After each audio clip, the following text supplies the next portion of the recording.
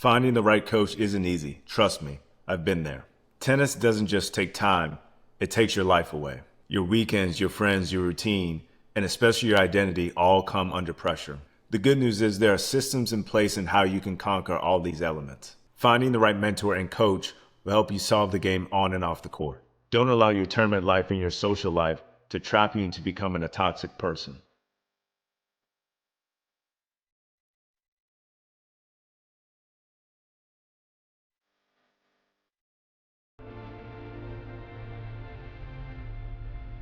What's up, ladies and gents, and welcome back to the Love of Life podcast hosted by yours truly, Gaston Murray. And in today's episode, we're going to be tackling how to find the right coach, understanding tournament life and social life. And man, if I had to look back on my junior career, I'd say that I competed against some of the most talented and gifted junior tennis athletes in the country. However, I also saw many of them be burnt out by parents, frustrated with coaches, and ultimately quit their tennis journey. And I'm so thankful and I'm so grateful that I was not one of them. And it's no shade on them or their families or their background. But as you know, tennis could be toxic. It could be frustrating. And if you don't have the right people in your life, if you don't have the right systems in your life, you'll ultimately be tired of the sport and you'll quit. And you don't want to be that person. And so I'm here to help you and guide you into a path that's healthy, into a path that's inspiring, and into a path that's going to help you not only become a better player on the court, but a better person off the court. And at the age of around 7, my dad became my coach. And he'll probably laugh at this because he knows very well at the time, he didn't know all the ins and outs of how to raise a tennis junior.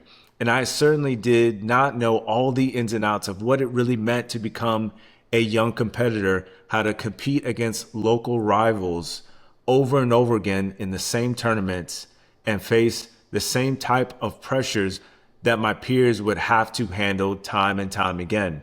It was a learning curve for us, but I'm so thankful and grateful that my dad took the leap of faith and decided to coach me because there was no one else on the planet that knew me better than him.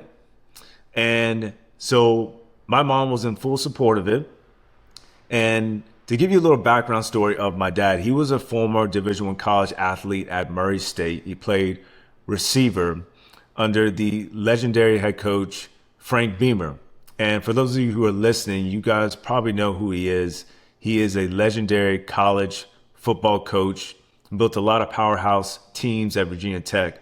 And my dad was grateful to be mentored by him in his life. And he would probably tell you that some of the life lessons that he is applying now in his life and that he has learned have been through him. So shout out to Frank Beamer.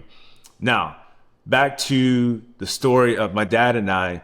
We were, again, originally caught up in a struggle, obviously because I'm not doing that well in school. And we began this tennis journey, and tennis is now making me not only a better person, but it's helped me solve problems on the court. And we're trying to bridge the gap with that in school. And now I really want to compete. I really want to get into the sport. And so we get into it and we're watching these Nick Bollettieri videos and we're going to academies and we're trying to get all the necessary pieces of advice is from other coaches. And so we're on this journey. And again, it's raw, but we're walking by it by faith, and we're just trusting God that things would just come together.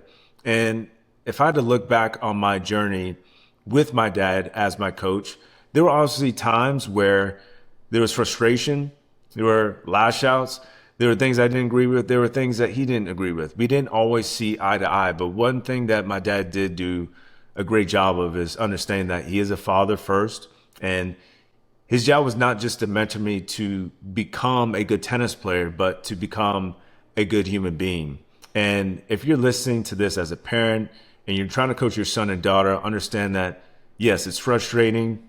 And if you're on that journey, just understand that your relationship with your son, with your daughter, matters more than just becoming a good tennis player.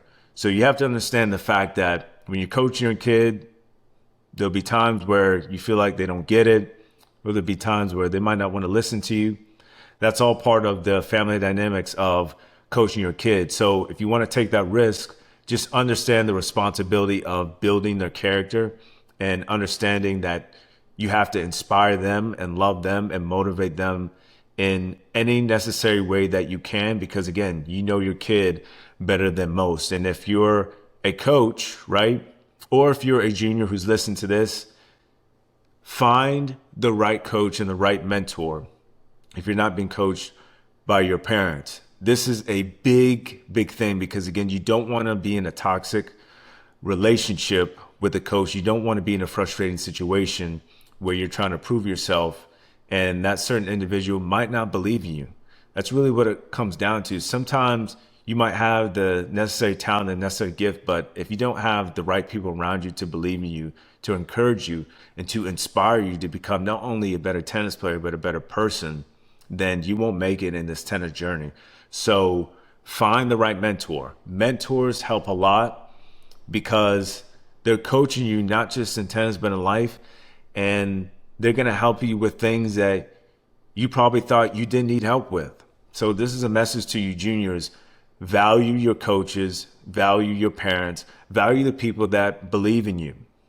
And with that being said, this is going to transition, in my opinion, to a better tournament life. So what is tournament life like? When I was a junior, I traveled the local junior circuit in Florida, and I was thankful to be born in that state and competing in that state, because Florida is a big state when it comes to producing a lot of not only successful tennis juniors, but pros as well. So I had a lot of access to not just high profile juniors, but high profile pros. I got to see the ins and outs of how the best train, because a lot of the players that came to Florida wanted to be in good weather compared to most states that might not have that privilege. So I'm competing, I'm playing these tournaments, and my dad and I decided, hey, we're just going to dominate the local circuit, and then we'll play the lower level national tournaments around Florida.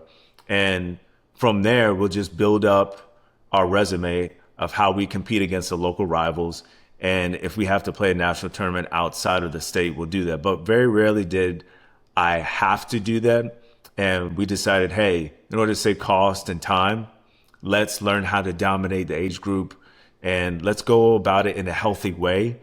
We weren't in the process of skipping age groups. I know a lot of people tend to do that because they want to get ahead of the competition and think, hey, if I play 16s, when I'm 13 or 14, I'll get ahead. I'll play bigger players. We hit harder. And a lot of parents, coaches, they get sucked into that mindset of, hey, I'm going to play up, when they're not dominating their current level. So my advice to you, you're playing tournaments, you're traveling, try to dominate your level as much as possible. And if you are dominating your level at an early age, then you can move up a little bit. And I'm not saying that you cannot play up in certain circumstances, but you have to look at reality and look at your level and say, if I'm not beating the same people consistently, then I have to stay where I'm at, be patient, be comfortable, learn how to compete the right way, and don't rush the process of trying to play so many tournaments. I've seen a lot of kids who were talented, gifted, but because they played too many tournaments and they were pressured to get a certain ranking or reach a certain level, ultimately they gave up. So if you're a parent, do not pressure your kid to play so many tournaments, even if they're really good at a young age. In my opinion, my motto, slow and steady wins the race. Now, to social life, this is the big one. Your social life will have to come at a cost, in my professional opinion. When I started playing the game, and for me, for those of you who don't know me, right, I'm more of an independent person, so I didn't mind sacrificing friendships or social life or not going to certain events. But your kid, or if you're a junior listening to this, you might not be like me, where you might want to be the life of the party. You might want to be where everybody's at. And I hate to be the bearer of bad news, but tennis does not allow you to be everywhere and be everybody's best friend. It just doesn't. Now, I'm not saying you can never hang out. I'm not saying you can never have fun, But if you have goals to do really well in the sport, if you want to be a top Division I athlete, or if you say, you know what, I really want to go pro one day, you're going to have to sacrifice some time with friends, with family. I can't tell you how many Sundays I missed in church, how many days I missed in school, how many birthdays, events I missed just because of tennis. And guess what? I don't regret any of it because I love the sport so much. I was willing to sacrifice my time, and my father was willing to sacrifice his time and energy into making me a better player and a person. So understand that your social life will come at a cost. But don't worry, don't freak out. Don't start crying. Don't start saying, oh my gosh, I'm never going to do anything fun. It's okay. All right? You got to pay a cost if you want to be great. And I understood that at a young age. And as I got better, I just got comfortable with it. So don't worry if you're missing out on other things in life, because trust and believe me, when you dedicate yourself to this game, when you honor the code of having good character, if you want to bear the responsibility of having the right mentors in your life, you will go far in this game. It doesn't matter if you think that everything in your life is being taken away from you. And I believe it shouldn't feel like that. For some situations, I've seen certain players where it was. I've seen certain players in bad situations where coaches were abusive, and you don't want to be in that situation. So I'm not saying you should stay in that just for the sake of mastering tennis. Don't get it twisted. You need to have healthy boundaries. But again, if you want to be great at the sport, there is a cost. There is a price to pay to be great. And that's okay. You got to enjoy that journey. You got to embrace that journey. So as I'm saying this to you now, as a guide, as a mentor, be grateful, be happy, be excited that you get to play this incredible game. I know it's tough. It's an individual sport and you're out there solving problems on your own. But with that being said, you got to just pump your chest sometimes, even when you don't feel like waking up, even when you don't feel like going to practice. Just know that there are always brighter days ahead, and you got to be grateful. You got to be thankful for the people that are in your life.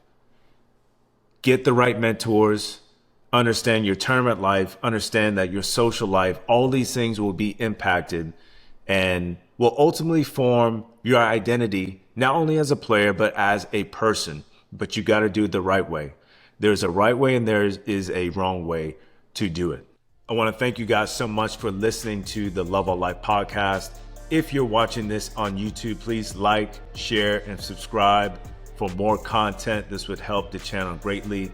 This episode will also be on Spotify as well. So if you are a Spotify listener, always be geared up to listen because there will be episodes dropping weekly. As I said, again, love you guys. Thank you for supporting their journey. This is the Love All Life podcast. G-Man is out.